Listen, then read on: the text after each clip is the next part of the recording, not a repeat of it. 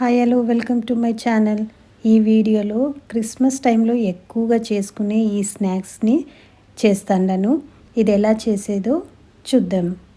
ముందు ఒక బౌల్లో కొంచెం హాఫ్ కప్ వాటర్ వేసుకొని ఆ హాఫ్ కప్ వాటర్లో 1 కప్ షుగర్ని పౌడర్ చేసుకొని ఆ వాటర్లో కలుపుకోవాలి.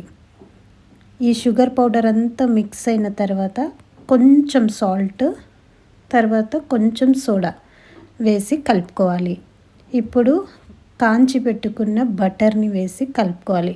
బటర్ వేస్తే మనకు ఇది క్రిస్పీగాను, చాలా గట్టిగా కాకుండా మెత్తగాను ఉంటుంది, చాలా టేస్టీగా ఉంటుంది.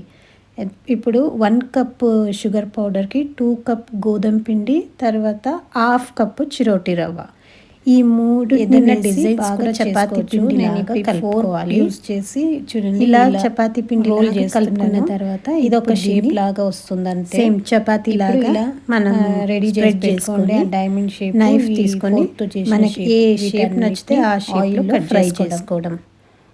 అంతే, easy and healthy tasty snacks ready అయిపోతుంది. అందుకే నేను దీంట్లో మైదా పిండి వేసుకుంటారు చాలా మంది, కానీ ట్రై చేయండి. గోధుమ పిండి వీడియో మీకు నచ్చిందంటే లైక్ చేయండి, షేర్ చేయండి, కమెంట్ చేయండి. Thank you for